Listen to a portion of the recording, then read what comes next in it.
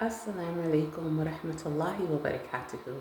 I wanted to hop on here and let you know something very important. People treat you and respond to you. That's why a lot of people will say, like, I got in a relationship with a narcissist, or I got in a relationship with someone that's so selfish, is a taker, or I got in a relationship with someone that just completely took advantage of me. And in all honesty, what keeps you or the person that's saying this in that negative, toxic relationship for so long is they see that same person treat other people well. They see them in their other relationships being selfless. They see them being giving. They see them being normal. And so at that point, you have to ask yourself, like, what am I doing? And often we do ask ourselves, like, what are we doing? But we don't know what we're doing that's causing this relationship to develop this dynamic. It could be a marriage, it could be a friendship, it could be a parental relationship, it could be a sibling relationship, it could be with a coworker, and so on. All in all, I'll tell you from my own lived experience, you forgot yourself, okay? Wallah, you put yourself on the back burner. Sometime in this relationship, you put this person's needs above your own. Sometimes you took them on as like their words and their opinions and their thoughts more important than your own. You made them on a pedestal. In a way, you took them as somebody worthy of so much space in your heart and your mind and your lifestyle. When you take a step back and you realize you are responsible for your well-being, you will be in the grave alone, and Allah will ask you about how you spent your time, your energy, your health, and how you worshipped Him, and how you used the gifts that He gave you to worship Him. So if you're in a marriage and you have children and you're not asking for help, or this person's not even listening to you when you ask for help, listen, you can voice your rights, but this is what I would say. Stunt on the selfish person and give yourself your own rights. Don't wait for them to give you your rights. Give it to yourself. If they're not going to help you, call a friend. If they're not going to support you, call a family member. Don't cut off your own resources. Don't isolate yourself. Don't make someone a guardian over you who doesn't understand the nature of the transaction, which is supposed to be equal. You give, I give. You take, I take. It's very simple. It's the mizan. It's the balance. And Allah subhanahu wa ta'ala created this world with a balance. And so if this balance became out of order, it's not to say you need to just up and leave this person. Rather, stunt on them. Meaning, give yourself attention, be resourceful for yourself, and love yourself. If you're like in a friendship and this person is constantly dumping their problems on you, in a loving way, just say, listen, friend, I really respect you, but at this point I've tried to give you all the advice I could possibly give you. It's not helping. Maybe talk about it with somebody else, or maybe we talk about something different, but really I can't do this conversation anymore.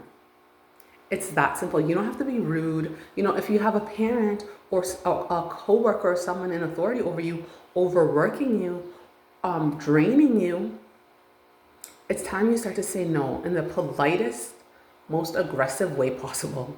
And I'm literally saying polite and aggressive, meaning you don't back down. Smile, wink, be friendly, laugh, but don't back down.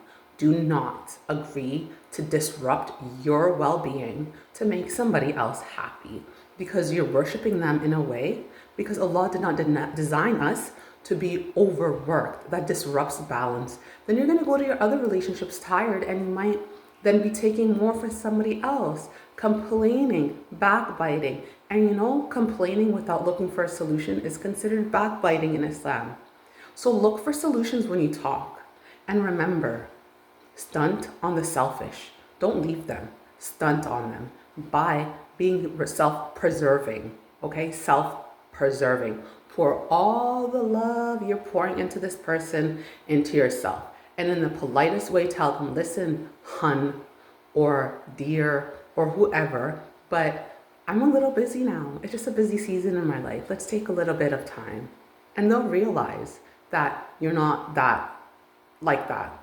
And if it's someone that's really close to you that you really share a life with, don't seek them for support if they're not giving it. Find that resource and that support for yourself. Get yourself stable. Get yourself, your foundation strong. That means your hygiene, your worship, your finances, your friend circle, your network, and so on.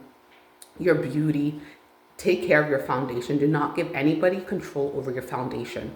You don't have to go around calling people narcissists. You don't have to go around saying this person's abusive or toxic. No, we control the balance in the transaction as well. We are responding. You don't have to go around cutting everybody off. All you have to do, wallah, is look yourself in the mirror and say, girl, I love you. Or boy, I love you if you're a man. And say, you know, at the end of the day, I'm going to give you my attention. Because, you know, me and you are going in the grave together. You and your soul, you know. And remember, your aql is one thing, your mind, your soul is one thing, your nafs is one thing, okay? Your qalb is one thing. So remember that when you're having a gut instinct, or what you think is a gut instinct to help this person, think about the facts. What is this person really doing? Look at the facts, not feelings, and choose wisely and pray istikhara. Because at the end of the day, if you feel off, you feel tired, and you feel overwhelmed, there's something wrong. You are neglecting yourself. And most of the time, this person that they call a narcissist, they say when a narcissist depletes a person, they ditch them after they depleted them. No, because the heart doesn't enjoy burning people out. So they leave because they realize this person is not allowing me to have a balance either. So you're going to lose that person anyways. You might even lose them because nobody wants to be in a relationship where they're depleting someone. And then they say the narcissist will deplete a person and just leave them. No, that's not that's half the equation. The narcissist or the taker realizes, like, this is uncomfortable even for me at this point. Like, look at what this person is becoming. This is not the full picture of how they're describing narcissism. Balance. Don't cut people off. Balance the relationship. Stunt on a narcissist, or they're not a narcissist, the person that doesn't realize they're overtaking because they're over dependent, and gently nudge them away and focus on yourself.